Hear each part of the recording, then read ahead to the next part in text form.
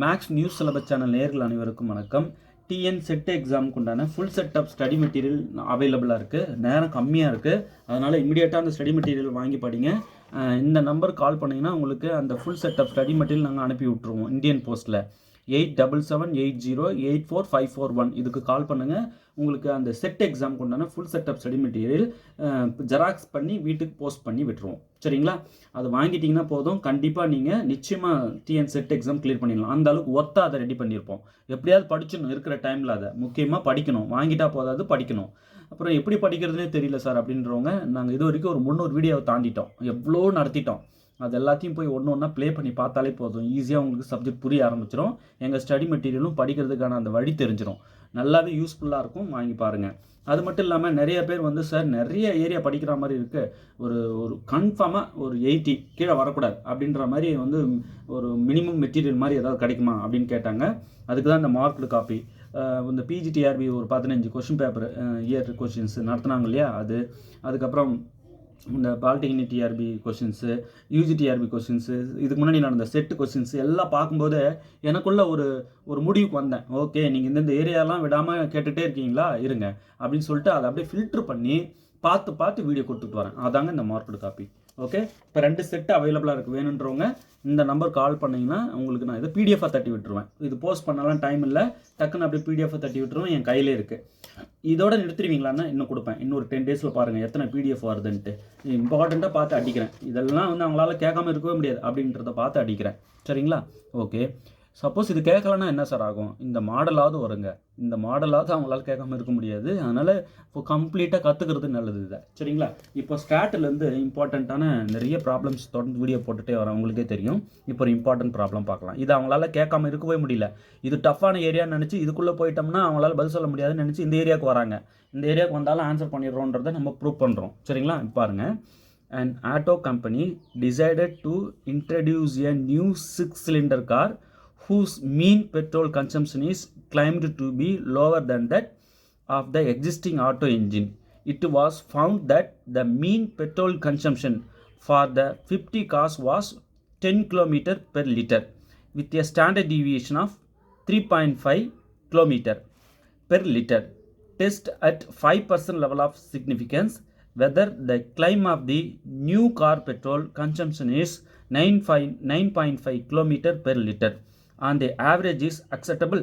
அதாவது ஒரு car company இருக்கு, அவங்க வந்து என்ன பண்ணுறாங்க, ஒரு 6 சிலிண்டர் கார் வந்து இன்ட்ரடியூஸ் பண்ணுறாங்க.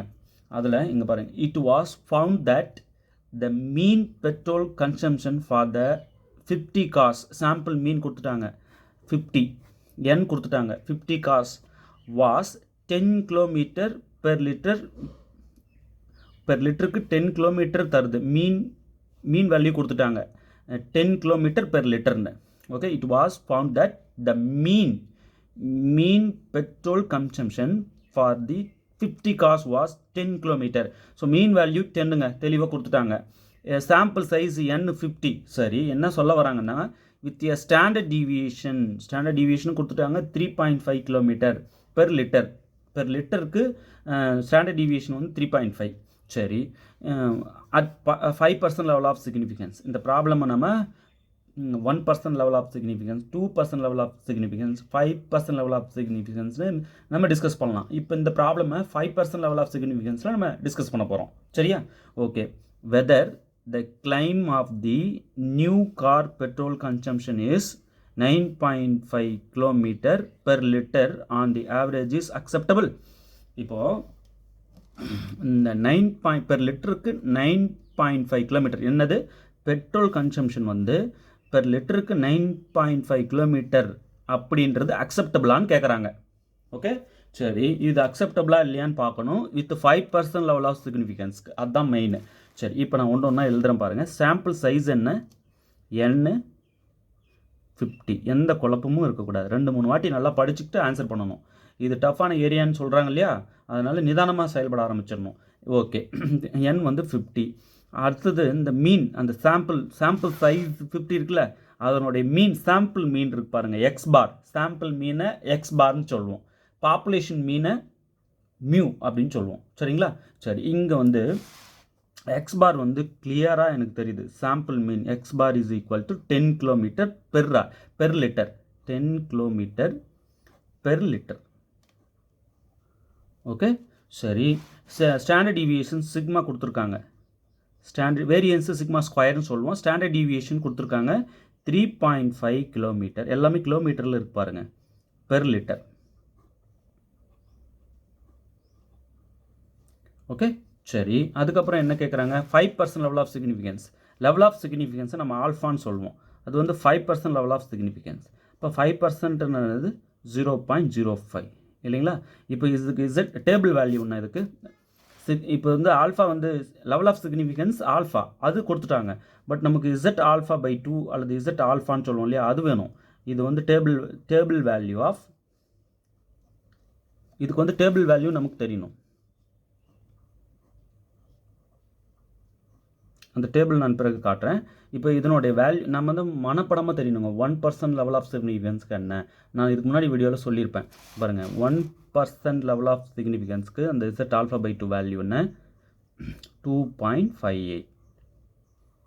ஓகே, 2% லெவல் ஆஃப் சிக்னிஃபிகன்ஸ்க்கு என்ன, 2.33. ஓகே, 5% லெவல் ஆஃப் சிக்னிஃபிகன்ஸ் வந்தால் டேபிள் வேல்யூ என்ன இதுக்கு 1.96. ஓகே, 10% லெவல் ஆஃப் சிக்னிஃபிகன்ஸ்க்கு 1.645. அது மனப்படமாக இருக்கணும் இதெல்லாம், சரிங்களா? இப்போது 5% லெவல் ஆஃப் சிக்னிஃபிகன்ஸ்க்கு அந்த டேபிள் வேல்யூ என்னென்னா, அந்த சிக்னிஃபிகண்ட் லெவல் ஆஃப் சிக்னிஃபிகன்ஸ் வந்து அவங்க கொடுத்ததுனால டைரெக்டாக நம்ம 5% சொன்னதுனால நம்ம போடுறோம். அந்த table value 1.96. Okay, 5% level of significance இங்கே போட்டுக்குங்க. 5% level of significance.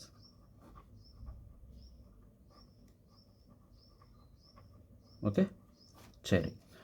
Sample size தெரிஞ்சிச்சு, சாம்பிள் மீன் தெரிஞ்சிச்சு, ஸ்டாண்டர்ட் டீவியேஷன் தெரிஞ்சிச்சு, லெவல் ஆஃப் சிக்னிஃபிகன்ஸ் தெரிஞ்சதுனால டேபிள் வேல்யூவும் தெரிஞ்சிச்சு. ஓகே, இப்போ என்ன கேட்குறாங்கன்னா, இந்த நல் ஹைபாத்திசிஸை நம்ம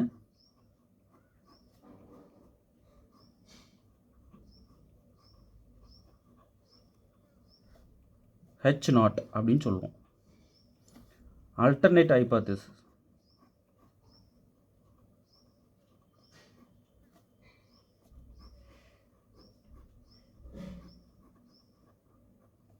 அதை நம்ம H1 சொல்லுவோம். இப்போது அவங்க என்ன வந்து எதிர்பார்க்குறாங்க, இந்த பாருங்களேன், பெர் லிட்டருக்கு 9.5 கிலோமீட்டர் இது வந்து அக்செப்டபிளான்னு கேட்குறாங்க. அப்போ நம்ம அந்த H0 அங்கே இப்போ இந்த மீன் வந்து சாம்பிள் மீன். அப்போ சாம்பிள் மீன் தெரிஞ்சு போச்சு.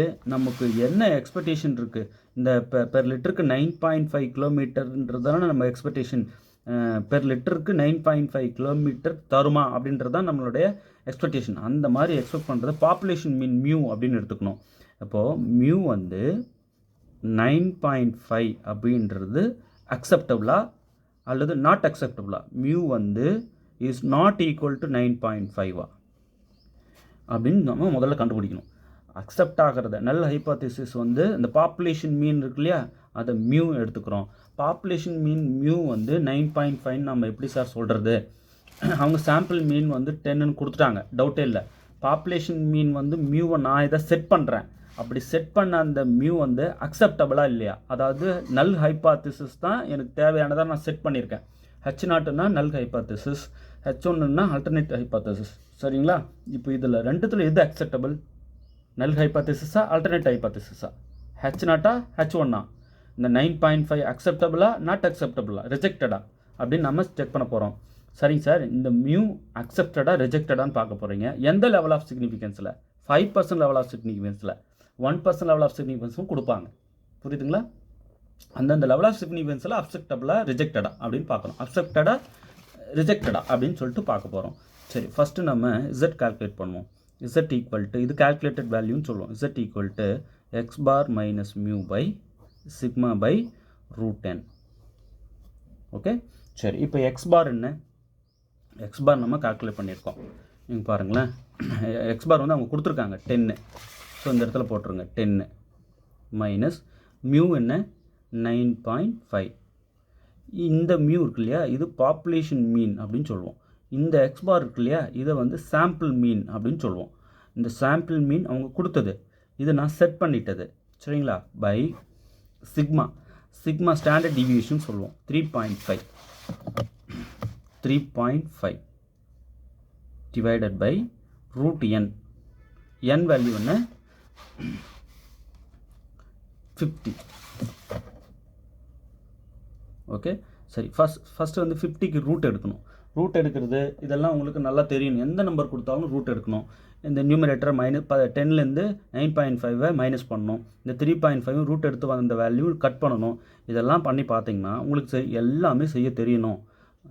ரொம்ப சிம்பிளாகவும் கொடுத்துருவாங்க, பயப்பட வேண்டாம். இதெல்லாம் பண்ணிங்கன்னா இது வந்து என்ன கிடைக்கும் அப்படின்னா 1.01 கிடைக்கும். இது வந்து கால்குலேட்டட் வேல்யூ, ரைட்? சரி, இப்போ நல்லா கவனிங்க. இந்த கால்குலேட்டட் வேல்யூ வந்து டேபிள் வேல்யூ எங்கே இருக்கு பாருங்கள். இது டேபிள் வேல்யூ. இது பெருசா இது பெருசா? டேபிள் வேல்யூ தான் பெருசு. அப்போ டேபிள் வேல்யூ இசட் α/2 விட இந்த கால்குலேட்டட் வேல்யூ கம்மி இல்லையா? ஏன்னா இந்த வேல்யூ வந்து 1.96. இது டேபிள் வேல்யூ, இது கால்குலேட்டட் வேல்யூ. டேபிள் வேல்யூவோட கால்குலேட்டட் வேல்யூ வந்து கம்மியாக இருக்குது. அப்போ கம்மியாக இருந்தால் அந்த H0 இஸ் அக்செப்டட். ஒருவேளை பெருசாக இருந்தால் H0 இஸ் ரிஜெக்டட். சரியா? அப்போ இங்கே என்னன்னா தேர்ஃபோர் நல் hypothesis H0 is accepted. Okay, அதுதான் ஃபைனல் டிசிஷனுக்கு வந்திருக்கோம். ஸோ நம்ம வந்து கால்குலேட்டட் வேல்யூ என்னன்னு பார்க்குறோம். இதை யூஸ் பண்ணி இந்த கால்குலேட்டட் இசட் வேல்யூ என்னன்னு பார்க்குறோம், டேபிள் வேல்யூ என்னன்னு பார்க்குறோம். ரெண்டுத்தையும் கம்பேர் பண்ணுறோம்.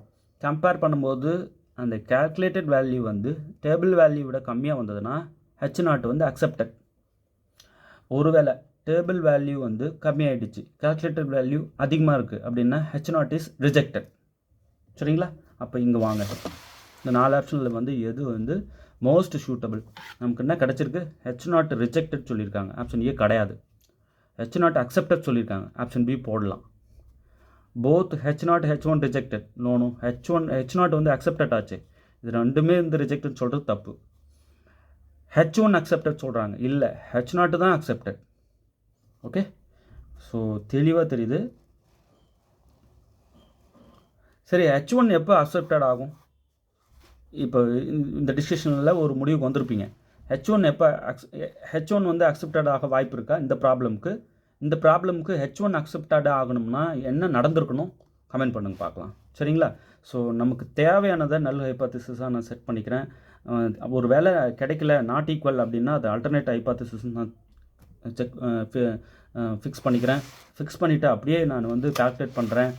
ஒன்றும் இல்லைங்க, நீங்கள் ஒவ்வொரு ப்ராப்ளம்லையும் இந்த சாம்பிள் மீனும் பாப்புலேஷன் மீனும் கண்டுபிடிச்சிட்டிங்கன்னா போதும். சாம்பிள் சைஸ் ஈஸியாக கண்டுபிடிச்சிருவீங்க, ஸ்டாண்டர்ட் டீவியேஷன் ஈஸியாக கண்டுபிடிச்சிருவீங்க. அந்த சாம்பிள் சொல்லிவிட்டு அதோட மீன் சொல்லிடுவாங்க. உங்களுக்கு என்ன தேவையோ, என்ன நீங்கள் வந்து ஃபிக்ஸ் பண்ண போகிறீங்களோ, நீங்கள் வந்து எதை வந்து வெரிஃபை பண்ண போகிறீங்களோ அந்த மீனை வந்து பாப்புலேஷன் மீனாக ஃபிக்ஸ் பண்ணிக்கோங்க. ஃபிக்ஸ் பண்ணிவிட்டு கால்குலேட் பண்ணிகிட்டே வாங்க, ரிசல்ட்டை சொல்லிவிடுங்க. ஓகே, நல்லா புரிஞ்சிருக்கும்னு நம்புகிறேன். இந்த மாதிரி நிறைய ப்ராப்ளம் இப்போ அடுத்தடுத்து கொடுக்க போகிறேன். ஓகே, சரி. இப்போ நமக்கு வந்து மோஸ்ட் சூட்டபிள் ஆன்சர் என்ன? H0 is accepted.